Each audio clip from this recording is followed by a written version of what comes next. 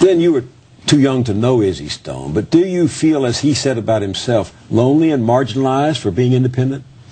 Yes and no. In one sense, it's clearly the case that if you are a critic of political power and the media establishment, that there are going to be lots of opportunities that you end up not being able to take advantage of. There are going to be lots of invitations that ordinarily you might receive that you end up not getting. Lots of people who shun you, particularly the targets of your critique. I think that's quite natural. And so in that sense, I think if you purposely remain on the outside of establishment power in order to critique it, there are going to be lots of episodes that produce a form of loneliness, which I think is actually quite gratifying and rewarding and a hallmark of the fact that you're doing the right thing. But I think one thing that has changed is that there are now lots of other mechanisms, certainly as compared to when he was writing, that enable like-minded people who are dissatisfied and angry with the establishment to find one another and to realize that they're not nearly as rare in terms of what it is that they think as perhaps even 10, 15 years ago when there was a monopoly on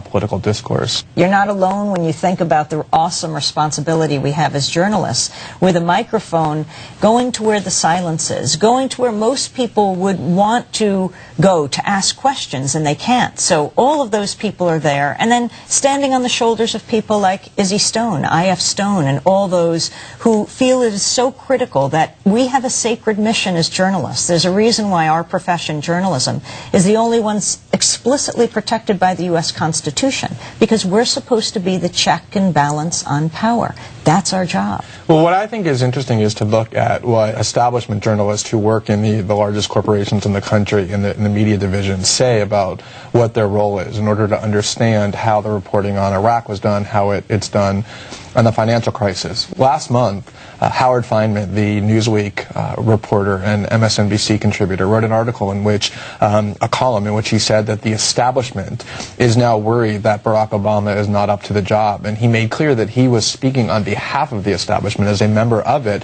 And he said that the establishment, to the extent it exists in America, is now comprised of three stools: the financiers on Wall Street, political elites in Washington, and media stars in the New York-Washington corridor. And there's a Newsweek cover story by Evan Thomas, who's a longtime Washington insider reporter, and it's concerning Paul Krugman's status as a critic of Obama from the left.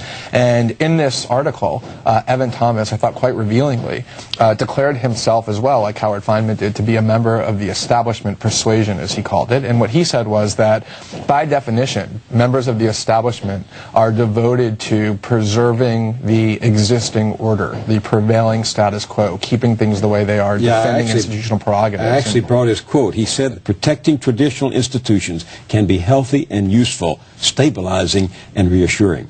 I admire his honesty, but I can't imagine either of you saying anything like that. If you only speak to a very narrow slice of people, if you spend most of your time in Washington only speaking to political elites in both parties or corporate executives and lobbyists, you have a very distorted picture of what public opinion is. I mean, a lot of times both political parties will agree on a certain position that a huge number of Americans, often even majorities, actually reject.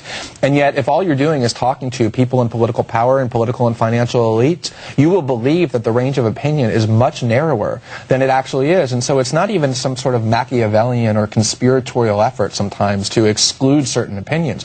It's actually the fact that reporters and media stars and corporate and establishment journalists are so embedded into the establishment as a cultural and sociological matter that they're so completely insular and out of touch from what public opinion actually is, and polls show that huge numbers of issues and positions that are held by large numbers of Americans are ones that are virtually never heard in our media discussions. I think the way the media works is they show the spectrum of opinion between the Democrats and the Republicans in Washington.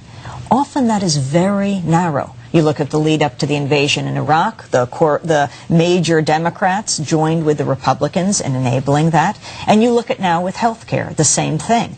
But the fact is the majority of Americans fall outside of that opinion. And it's our role in the media not just to bring you that spectrum, but to, well, provide, I see the media as a huge kitchen table that we all sit around and debate and discuss these critical issues, to open up. That's what the American people want, and it's our responsibility to do it. When Tim Russert died, the longtime and very popular moderator of Meet the Press, and a friend of mine, by the way. The political and media elites in Washington turned out for him in mass. Do you realize that's not going to happen to you when your time comes? Yeah, but I'm actually I consider that to be a good thing. I mean, I found it almost oxymoronic that Tim Russert was constantly held up as the symbol of what an adversarial journalist would be, that he was supposedly this great thorn in the side of power.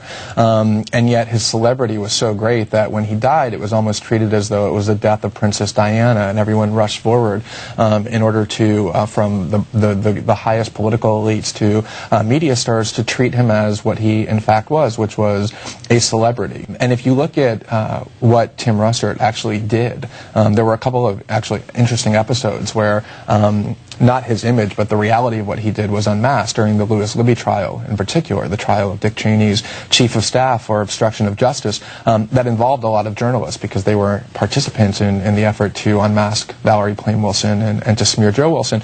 And what he said during that trial under oath was, they asked him, well, when you have a conversation with one of your sources, with a government official, when is it that you decide that it's confidential, and when is it that you can report it? And what he said was, well, actually, when I have a conversation with a government official, I consider that conversation presumptively confidential, and I will disclose it only if they authorize me to do so. And it was an extraordinary revelation, because if you talk to government officials and you only disclose to the public things that you know when they allow you or give you permission to do so, what you're really describing is the role of a propagandist, not of a journalist. And yet that was what Tim Russert in many ways was. That's what his celebrity was based in. In fact, Dick Cheney's PR fellow said that Meet the Press was the ideal format for Cheney to control the message. What does that tell you about government and the media inside Washington? That media is broken right now, and I think the embedding process has brought the media to an all-time low. You have reporters embedded in the front lines of troops in Iraq and Afghanistan. What about being embedded in Iraqi hospitals, in the Afghan communities, in the peace movement around the world? And not only the problem of embedding in troops, but the problem of being embedded in the establishment. We occupy an uncomfortable position. We're supposed to be outside.